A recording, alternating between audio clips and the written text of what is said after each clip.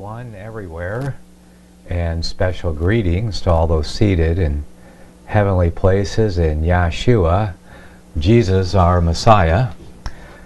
The name of this broadcast is Cross the Border, and I'm Nicholas, and today is our Prophecy Reality edition, where we come and take a break from our regular Bible studies and go on the air live if that's what we need to do. Also going on IPTV, so you can watch it or watch me or see any exhibits that I put up on the screen at prophecyrealitytv.net. Okay, well, what do we got today? Join us in the chat room if you're inclined to do that at firstamendmentradio.com. Click on the chat button there.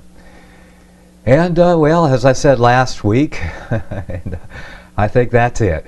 Welcome to the end of the world. That's right. 34 years left, and I have it on the screen here. 35 years. We're almost at the end of 2013. Not quite the end of the world yet. The world as we know it anyway. I don't believe that the earth is going to blow up or anything like that, so I'm not really a nut job. I'm just a guy who believes in the Bible. I believe what it says, and I found a timeline, and you can find that same timeline that outlines how many years we have left in the present era. And you can find that on my website at crosstheborder.org. If you look in the right-hand column and scroll down there, you'll see where it says My Posts. And if you go down there somewhere, it'll say, what year is it? And you can go through the entire Bible there, chapter and verse, and verify the prophetic timeline for yourself. God put it in His Word, and so I believe it. Going to receive any challenges on that anyone thinks I'm wrong on something, just let me know and we'll straighten it out. Either I'll be straightened out or you'll be straightened out, but one way or another, we're going to come to a conclusion here. 35 years left into the 7th millennia and the 1,000-year reign of our Messiah. That means we have about, 34, since we're turning another year here, 34 to 35 years before the end of this era, before the Mystery Babylon image, yes, Mystery Babylon image in its entirety is completely destroyed once and for all. And the kingdom of God strikes that image in the feet, and then it becomes a great mountain and fills the whole earth. That's what we have from the prophet Daniel in chapter 2 when he interpreted Nebuchadnezzar's dream. So be looking for that. I hope you can stick around for the entire 35 years. I know I'm going to do my best to do that and keep working in God's kingdom and storing up treasures in heaven where neither moth or rust does corrupt. And the greatest treasure I have is you, to make sure that you walk in His kingdom and that you obtain the prize of eternal life. You walk in His kingdom, the only kingdom that will exceed your mortality. All these other kings and kingdoms will fade away, but Yeshua, Jesus, the King of Kings, and His kingdom will go on forever. So it's good to align yourself with the winner, and we know who the winner is. He is, and we are all more than conquerors through Him. Okay, what are we going to talk about today? What do I have? Well, still, looming around us here. Maybe I'll put some exhibits on the screen here so you can see what I'm looking at when I'm looking at the camera. Let's see, how do I make that switch? Here we go, right here. Ta-da! And that's for the people that are watching, like I said, at prophecyrealitytv.net, and I may get this up on the YouTube later.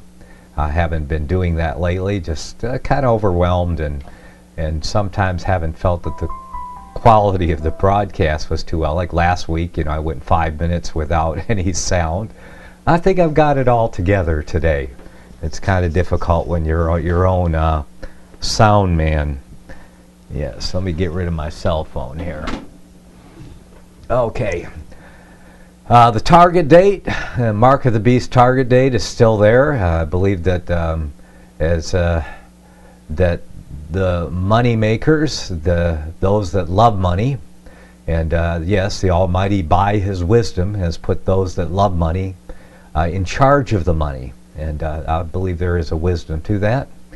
And they have set a target date, the target date of 2018, and we read about this target date some 20 years ago, well, 30 years before it happened, so it's like 25 years ago now that they gave us this target date, and they're right on target as we see things progressing. So I have this article on my website, so you can check that out. Well, it's a video of a show I did and outline the articles, and I've finished, well, I don't know if I've really finished it. I'm still working on two chapters in my book. One is Vatican Moves on Temple Mount. Put my face back up here.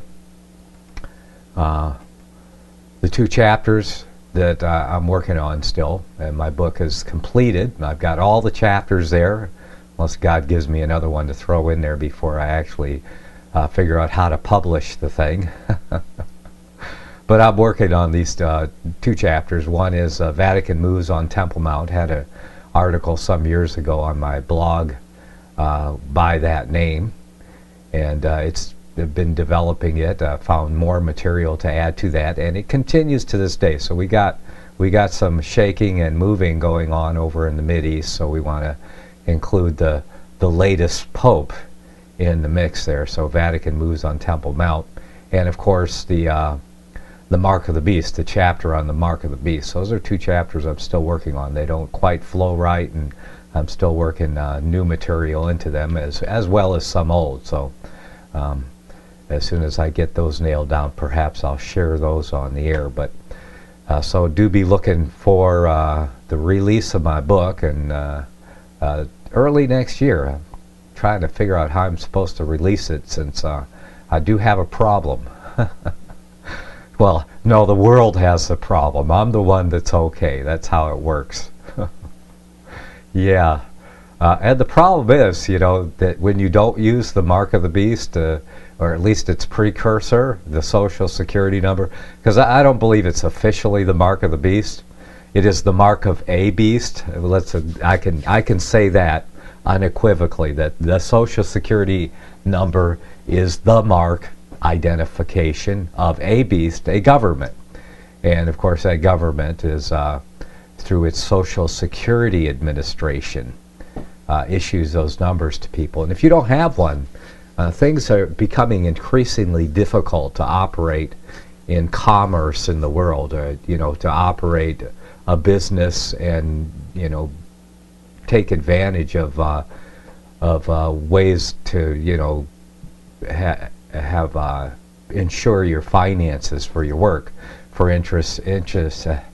for instance, when you're writing a book and you go to publish it through the regular channels, so that you can market it, say through Amazon and all of the places where they you can e-publish and market your books.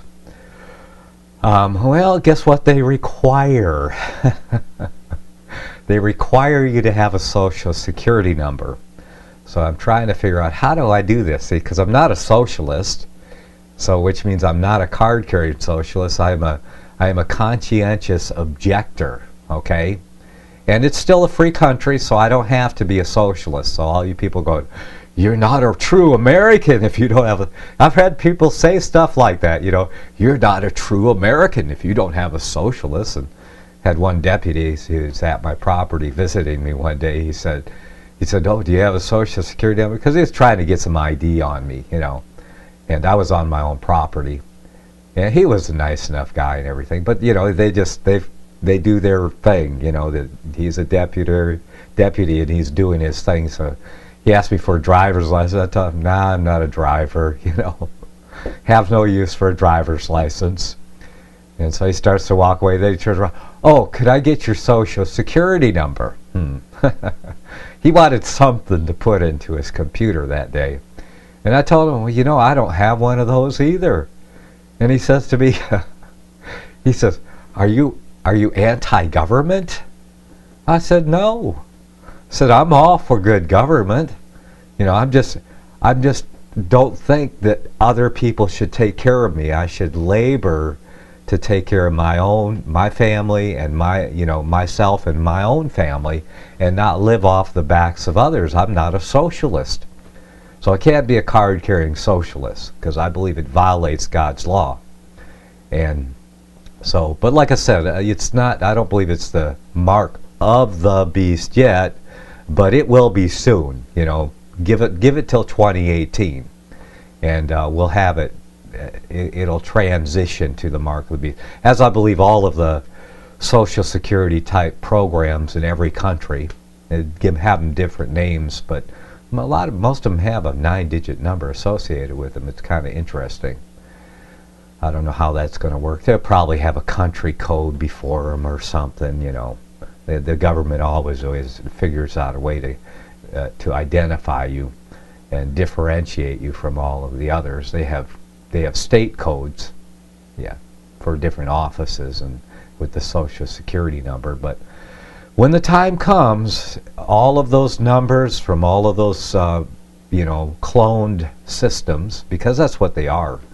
You know, the SIN and the NENO and the whatever social program you have in whatever country you're in is a clone of the Social Security system that started in America. And that fits along with the prophecy of chapter 13 of Revelation, that it says that the second beast causes all. And speaking of the whole world, not just, so the second beast being America, or more specifically, if you want to identify the head of the second beast, that would be Washington, D.C., one of the cities of the empire. Anyway, it started there, and then it spread to the whole world. So the cause started in America. And it's kind of fitting that the second beast also becomes the main enforcer, which is the main enforcer of the UN. They try to add other countries in there, and I believe that's the goal, is to get it a worldwide, with all the different countries participating in the image of the beast police actions, the UN police actions. Now, I have a definite idea here, and I believe that I'm right, okay? Unless someone could show me by the book that I'm wrong. America is the second beast, okay? It is also the seventh of the riddle of Revelation, the seventh kingdom. You know, 5 have fallen, one is yet to come. Well, that's America, is the one that is yet to come. So so America is the earth beast. It creates an image, the United Nations, of the first beast, which is a world governing power. And it's fitting that the image of the beast that is an image that the first beast can vicariously, you like that word, vicariously, rule through, since the Roman Empire, which Daniel's prophecy in chapter 2 of Daniel definitely says that beast still exists until Christ returns. It just exists in a broken form. Remember, it tramples and breaks in pieces all of those that went before it. But the peculiar thing about the iron portion of that image, or the iron beast, or the beast with 7 heads and 10 horns, is that not only does it trample and break every kingdom that it conquered before it, but it tramples and breaks its own kingdom in pieces and continues until Christ returns. Another peculiar thing about that is that Jesus is said to rule the nations with a rod of iron, and it says that he shall shatter them to pieces like a potter's vessel. So Jesus wields the Roman beast in his hand to rule the nations and shatters them to pieces. Okay, so as the Almighty, as Yahuwah used Babylon as a sword in his hand to bring judgment against Israel, and then every nation round about Israel, and finally Babylon itself, so that Jesus, for the last 2,000 years, has wielded the Roman Empire as a rod of iron to rule the nations. And see, the iron is the clue, and to shatter them to pieces, to shatter them like a potter's vessel, okay? And then you go back to Daniel, the Daniel chapter 2 image, where you have the 10 toes and feet that are shattered iron mixed with clay, potter's vessel. Interesting how it all fits together, how all of the prophecies fit together. And there are different from the different prophets, beginning with, well, Daniel and just, the Psalms, Psalm 1, and everything. So anyway, all of this is developing and kind of coming together as a cohesive picture in my mind, and of course in the book that I'm writing. That's why a lot of this is starting to come together, because I'm finally getting all the pieces to come together. But like I said, still working on it, and still now, as I polish up these 2 chapters, the last 2 prophetic chapters in the book. Of course, the last 2 chapters are not really going to be so prophetic. They're going to be more of a testimony of Jesus Christ, because another one of the attributes, the 2 main attributes of those that overcome the beast and its mark, the image and the mark of the beast, the 2 main attributes are that they have the testimony of Jesus and they keep the commandments of God. And I'd like to believe and that both of those attributes are attributes that I have in my life, and that's why I can't go back to the identifying number of the beast, or to worship the image or participate in socialism, because socialism, or as we have it today, and what I believe really the mark of the beast system will be the epitome of all these unlawful systems in the earth. Okay, anyway, it will be the epitome, and that it will be socio-commu-fascist. Yeah, we kind of meld together those 3 types of government: socialism, communism, and fascism, all melted together. And that will be the epitome of all of the worst governmental principles that are antithetical to good, godly, lawful principles. Not only that, you mix in the monetary system, which will be the epitome of a fiat usury system, which we have today. But it will be total. We won't even have paper currency. It will be totally digital. That is the goal, and that's what we're talking about here. What I had on the screen here, and I'll put it back up there. The article of The Economist, and another article I had, and maybe I ought to look to my book for that. Let's see if I can find that. Yes, indeed. When I get this thing done, I don't have my table of contents done here, but so it's kind of hard to navigate through a book when you don't have a table of contents. But let's see if I can find that right away. And this is an article that I've highlighted in one of my previous broadcasts, and that was about the digital currency. And I had a great article on that I'm including in my chapter on the mark of the beast. And here's the chapter anyway. So we go down, and of course I've got the article here. If you remember this from the Economist magazine, and I have the cover of that. I'm going to put that as a JPEG in my book. We go down here, and let's see. Oh yeah, and that is this one. The cashless society is almost here, and with some very sinister implications. Maybe I'll just go through this, show you what's coming up, what I'm working on here. The September 1988 issue of The Economist magazine had emblazoned on its cover, "Get ready for a world currency."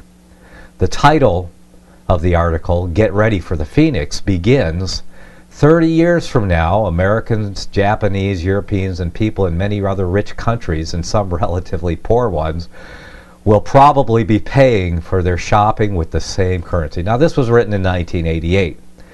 And here we are in 2013, going on 14, 5 years from their target, 30 years from now, 2018. It says prices will be quoted not in dollars, yen, or D-Mark, Deutschmarks, but in, let's say, the Phoenix. So they come up with a imaginary name or a proposed name for the world dollar, but I think most people are just going to call it the mark of the beast. I am. How about you? You're going to call it what it is?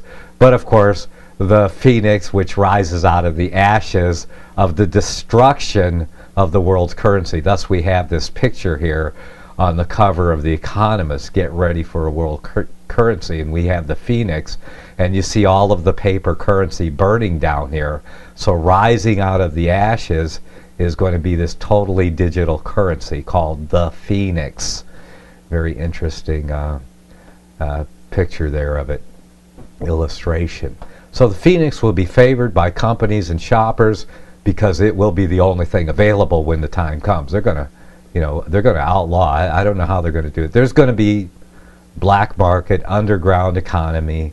There's nothing they can do about that except go after people for it. And I'll be a participant in that because I'm not going to be able to transition, and none of the elect will be able to transition into the one world mark system that's coming up at about 2018 if the money powers hit their target date right on. Now, I don't see why it's not going to happen in 2018, but you never know. It could take a little longer. I hope it does. But then people will just relax and go, oh, well, maybe it'll never happen. I don't know. But all I can say is get ready now. Start practicing living without the mark now. And that's why I have to figure out a way to publish my book. Yes, indeed. Well, something will happen. You know, the Heavenly Father will provide a way. So I ask all of you to be in prayer with me about that, getting my book out. But anyway, give you a little clue. Continuing here, the Phoenix will be favored by companies and shoppers because it will be more convenient in today's national currency, speaking in 1988. And it is. We've already learned that lesson, how convenient it is to shop online and not have to deal with that paper money, right? EBT cards, all of you people that have been snookered into, you know, the one world monetary system and EBT cards, totally electronic digital currency, because you're a victim of the money power's demise or tearing down of your national currency. Okay, we're going into a break. We'll pick up here when we get back. You're listening to Cross the Border. Don't go anywhere.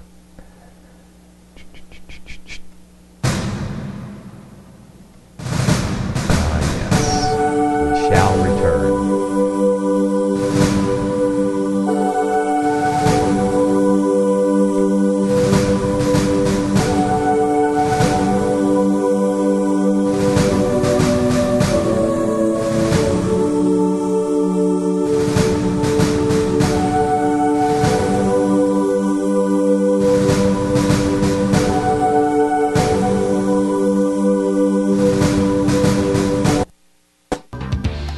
Hear it first on FirstAmendmentRadio.com and FirstAmendmentRadio.net.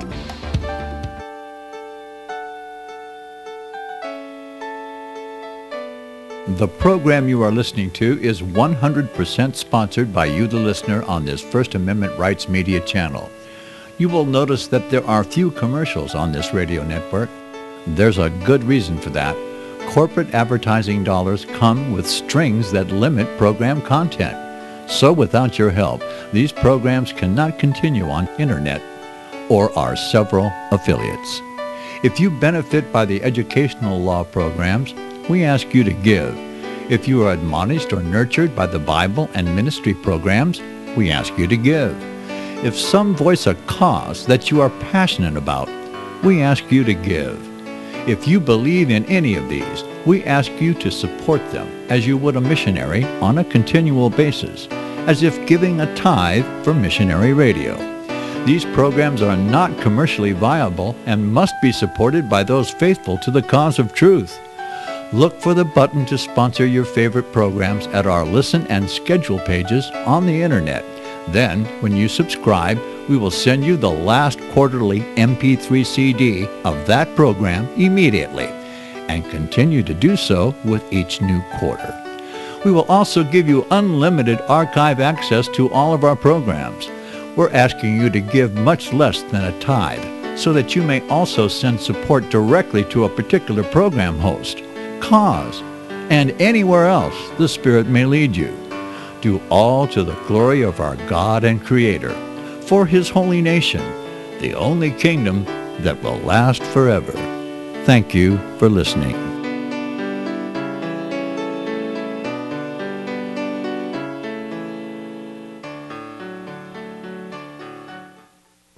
Since the beginning of time, kings have sought it, nations have fought for it. It has been traded, it has been borrowed, it has been purchased, it has been stolen. There's a reason for it. To secure the blessings of liberty to ourselves and to our posterity, invest with the security of gold and silver. Call Discount Gold and Silver Trading at 1-800-375-4188 or visit discountgoldandsilvertrading.net. Listen to Financial Survival with your host, Melody Cedarstrom, right here on FirstAmendmentRadio.com at 4 p.m. Eastern or 1 p.m. Pacific Time. Visit DiscountGoldandSilverTrading.net or call Discount Gold and Silver Trading at 1-800-375-4188. Toll free, 1-800-375-4188.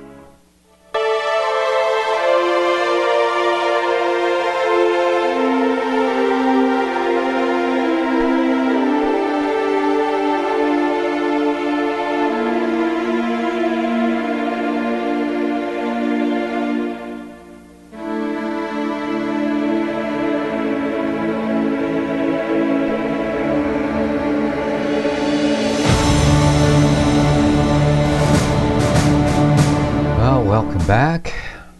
You're listening to Cross the Border, and you could even be watching it if you're at prophecyrealitytv.net, where you can watch the live broadcast once a week. We have our studio cam on, and we can put exhibits on the screen. I can even play videos now with sound and everything if I want to, so if that happens.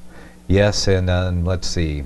CCF in the chat room was talking about Bitcoin. Is there some kind of internet currency also? Yes, Bitcoin. Become quite speculative, but I guess Bitcoin is like maybe a blueprint, a precursor to what they want to do, which is totally digital, not just internet, but across all of your devices. Cyber currency. Like I said, it will be the epitome of fiat usury money, because you know what? They can loan you digital money, and which they create out of thin air. And they don't even have paper. I mean, I can trade in paper notes because people think they have value. So I can do this. I can grab one of these paper notes here. I got a really big one. See it? See, it's an Obama note. And if you can see that there, it's a 911 whatever dollar with Obama on its face. Yeah, how do you like that? Continuity of government, whatever. This is not real money, but something someone sent me. And you see the other side, it's a 911 dollar for whatever the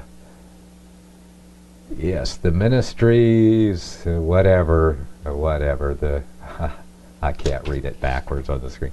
The mysterious collapse of World Trade Center 7. Okay, well, yeah, that's an old one. But anyway, you get the idea. No, we won't even have paper notes to trade in anymore. Because they hold a little value because people think they have value, but all we'll have is digital currency. So I guess it's going to be substance for everyone in the black market that's not participating. For God's elect, we're going to be dealing in substance. And I think there's some real bad news that comes along with that. But let's continue on our article here, if I can bring it back up on the screen for me to read there. The Phoenix, which is their proposed name in 1988 for the one world digital currency that will be totally digital. Of course, they don't quite specify that in the article. That's why I add this other article. In 1988, it probably seemed a little more inconceivable, the idea of a totally digital currency. But not so today. Okay? So the Phoenix will be favored by companies and shoppers because it will be more convenient than today's national currencies, which by then will seem a quaint cause of much disruption to economic life in the last 20th century. Well, we're in the 21st century, and yeah, this guy's really looking ahead here, as if he's writing from the 21st century. But at the beginning of 1988, he says this appears an outlandish prediction. The author's quaint cause of much disruption, which began in 2008, and this is me writing now, remains a growing and harsh reality that is systematically destroying national economies around the world. And that's in the year 2013, which began in 2008. So for the last 5 years, this has been going on. And I call it the global Great Depression. And I heard it, I was listening to the news before I came on here, and I heard the phrase, the Great Recession. Okay, they don't recognize it, even though this Great Depression is much worse already than the Great Depression of the early 20th century. Yeah, that was last century for all of you public schooled out there, but of about 100 or 80 to 100 years ago, whatever it was. This one is actually already greater than that. The difference is now you have electronic benefit transfer, EBT. Instead of people standing in food lines, now they go down to their supermarket and they they pull out their little EBT card. Part of the new totally digital system that is developing. And this is mandatory for anyone who gets benefits. I believe that probably more than maybe 99% of benefits being distributed under the SS number, the Social Security number, because to get any benefit from any government organization, so-called forced socialist program, because there's a difference between socialism and charity. See, charity is voluntary. Socialism is not. Okay? If it was charity, you would go and ask, and the person that you're getting the goods from would voluntarily give it to you. That's called charity, and that's called receiving charity. But socialism, which is against every principle of God's kingdom, is unlawful according to God's law, because it is not voluntary. Okay? You're entitled to it. So you have this entitlement mentality that comes with it. So anyway, the author's quaint cause of much disruption, as he says, which began in 2008, remains a growing and harsh reality. Anybody out there experiencing this growing and harsh reality that I'm talking about? I know I am.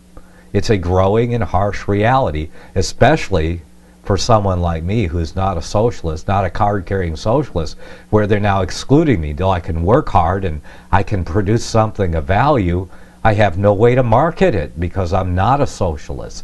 So they're discriminating against me because I am not a socialist. Yeah, let's try that one in court, right?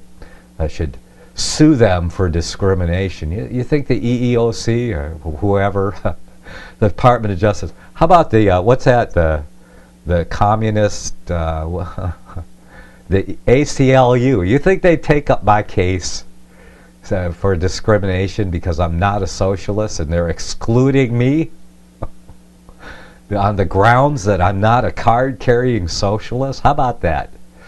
You think the ACLU would come alongside me? Somehow I don't think so. But it is discrimination nonetheless. I mean, if you're feeling it like I am, yeah, where you can't even get a book published because you're not a card-carrying socialist. You can't get a driver's license because you're not a card-carrying socialist.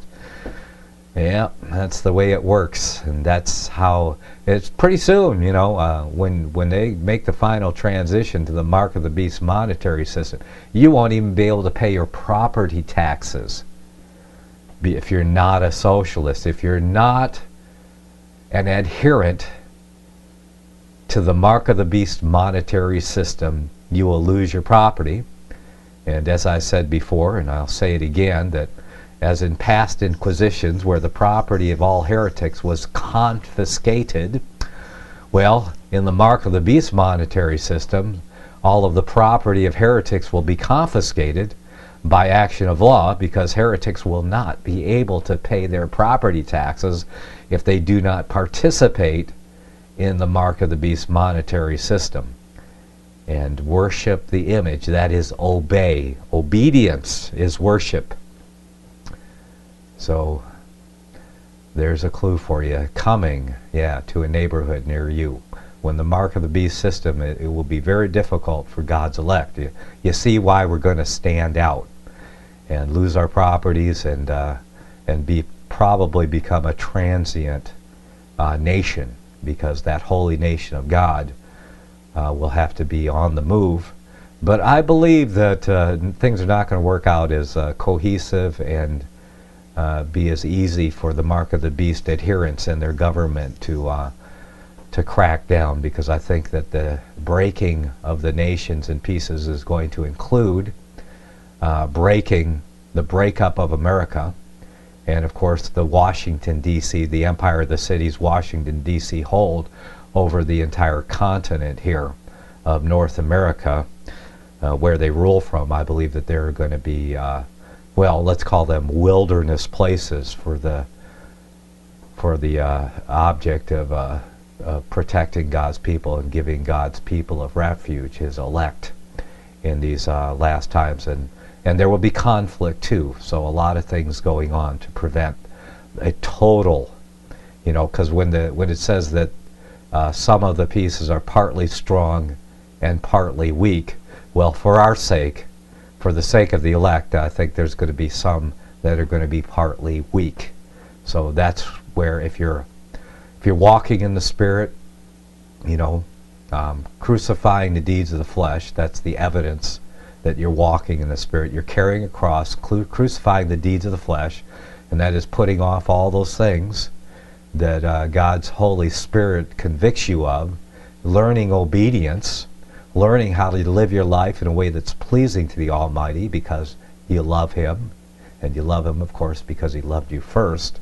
So if you're walking in His kingdom, being led by the Spirit, then you'll be led to those places of safety. And you may even be martyred. The Spirit may lead you to be martyred. So we have examples of both in the past. But the most important thing is, and it doesn't matter if we're martyred, because we just graduate sooner to the resurrection and our prize, the reward for walking in His kingdom. All of the promises of God are ours, and this temporal, this mortal existence is perishing anyway. And so that's the mindset we have as the elect of God, is that our mortality, this life, and everything we hold dear in it is perishing anyway. So we look to an eternal prize. That's what we look to. So, like I said, the most important thing is to be led by His Spirit, and you don't have to worry about any of these things. It doesn't mean it's not going to be hard, and that it won't be painful, and that you will not suffer, because, yes, in this life you will have tribulation. And suffering is a thing that God uses to perfect us. And we know, we have this assurance that all things work together for good to those that love God. And, that's me and that's you, if you love Him. To those that are called according to His purpose. So even the suffering, the tribulation, the persecution, and all of those things work together for our own good, to perfect us, to mold us, to be more like His Son, to be more molded into the image of His Son.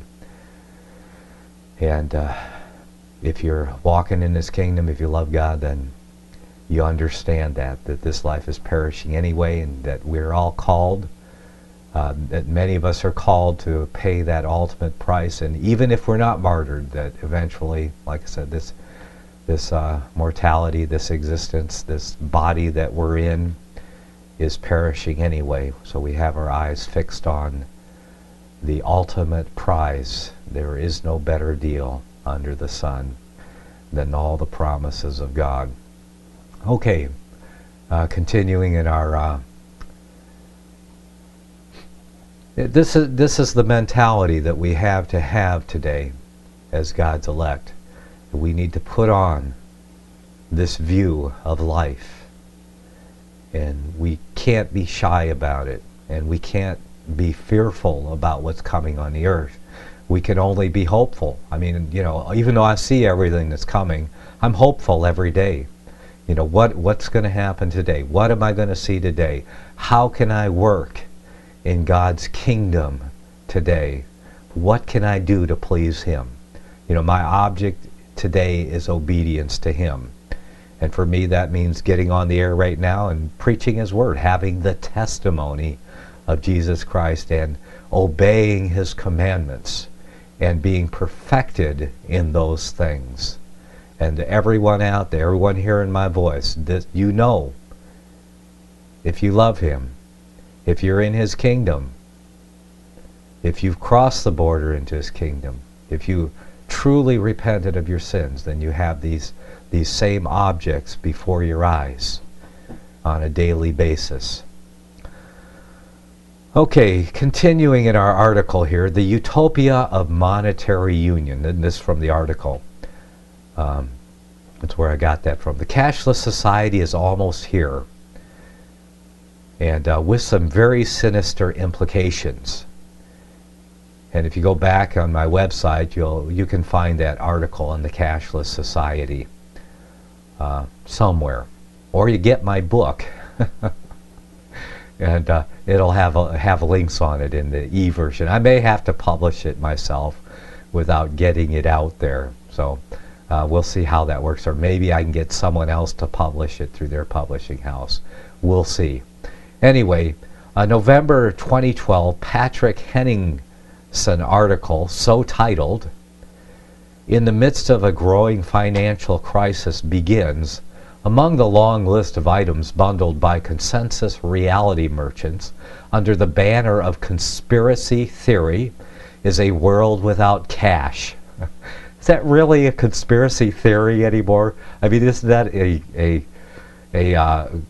very close reality, something that we can see coming? But anyway, bundled, as he says, by consensus reality merchants under the banner of conspiracy theory is a world without cash, where technocrats rule over the populace and everything and anything is exchanged via plastic and RFID chips. Now I see that at least he's got it right, okay?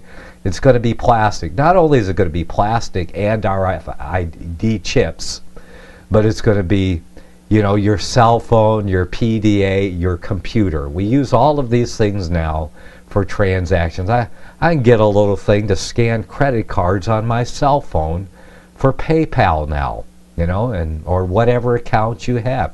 You can take someone's card and scan it on the street. So, I mean, that's what it's coming to.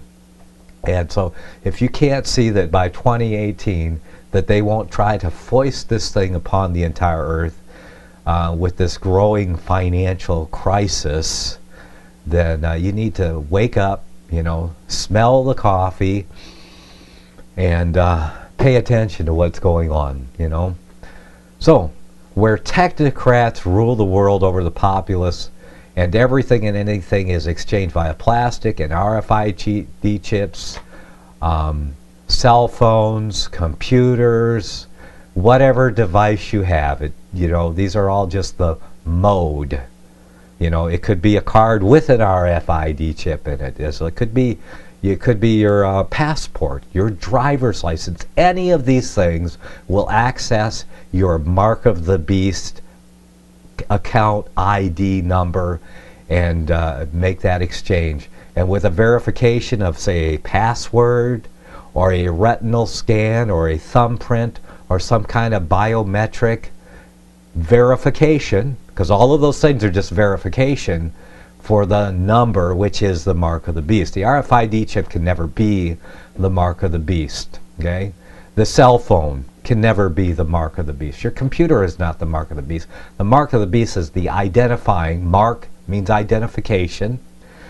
And beast, of course, is government. So it's a government identification that you need in order to buy or sell or trade, just as the prophet wrote 2,000 years ago. Yes, amazing how much insight he had, right? Well, just because God saw it. He didn't understand what he was writing. I mean, he might have understood it in a way, but he didn't see it like we see it today. I mean, now it's in your face. You can't escape it. He continues, what few counted on, however, was the final push, is how the final push would take place. And why? Some will be surprised by these new emerging mechanisms and the political and sinister implications they will ultimately lead to. And the author posits, every revolution needs a good crisis in order to germinate its seed. The cashless revolution is no different. It should be abundantly clear by now that the global financial meltdown has been engineered at every juncture of its unfolding by the very private central banks who expand and contract the money supply. You feel the contraction going on? They're printing billions of dollars, yet why is there less for me? Yeah. You ever wonder why? A dollar or a euro collapse will trigger a global economic crisis, which is a prime opportunity to introduce the next phase. And like I said, you can go to my website, find that. It's at 21stcenturywire.com, and just type in cashless society in their search box there. I'm sure you get it. That's 21stcenturywire.com if you want the original article on that cashless society. You can go to my website. It's there someplace. I'll post it later today again. Our author admits it is arguable that we are approaching the cusp of that US dollar collapse, and perhaps a euro implosion on the back end of it. You think it's close? Risks of hyperinflation are very real here. But if you control the money supply, you might already have a ready-made solution waiting in the wings. You think? You will not be worrying about the rift, only waiting for the chaos to ensue so as to maximize your own booty from the crisis. Well, that's how the money masters work, isn't it? And you got Obama becoming the president today means you and all your friends get to get rich. Isn't that what it means? That's, what I've observed. Have you seen something else? Yes, indeed. So they maximize their own booty from the crisis. He also reports economics professor Miles Kimball from the University of Michigan thinks he knows the answer. In short, for a smooth transition, see, they're working this thing out here. Got all the best minds that work on it. A reintroduced mark, these are his words, we're quoting the Miles Kimball from the University of Michigan. He's an economics professor there. Quote, in short, for a smooth transition, a reintroduced mark needs to be an electronic mark. I recently made the case for the electronic dollar in a previous Quartz column. E-money, how paper currency is holding the U.S. recovery back, unquote. So there it is, a quote from the economics professor. I like that he uses mark as a term for the electronic money that will be coming on the scene. Yeah, the best minds at work on this system here. And resolving the crisis for all of us people out here. Oh, yeah, we need the crisis resolved quickly. Patrick, in his article, then does an adequate job of weaving Bitcoin, EBT, electronic benefits transfer, and social engineering as the darker side of the technological leap. He concludes the article, quote, "The financial collapse which began in 2007 and 8 was merely the opening gambit of the elite criminal class, a mere warm-up for things to come. With the next collapse, we may see a centrally controlled global digital currency gaining its final foothold. The cashless society is already here. The question now is, how far will society allow it to penetrate and completely control each and every aspect of their daily lives?" Yeah, I think he's a little behind the game there on that statement, because, like I said, the only way that you can stay outside it now is by losing out on a lot of things that a free man should be able to have participate in. Like I said, a simple thing like publishing my own book. I should be able to do it without a mark government number. But of course they have to track all of the assets and income of their slaves. That's right. With 1040 Inquisition forms, so they have to, they want to control it because they believe everybody is a slave or should be a slave, and if you're not, well, you lose out on all the benefits. You won't be able to feed your family. You're going to lose your job and your property if you don't participate in the one world mark of the beast monetary system. Whew. That's going to be a tough nut to crack. I mean, you are going to really have to be the elect of God to withstand that kind of pressure. You're listening to Cross the Border, our Prophecy Reality Edition. Don't go away. We're going to take a short musical interlude and some news, but we will be back. Don't go anywhere.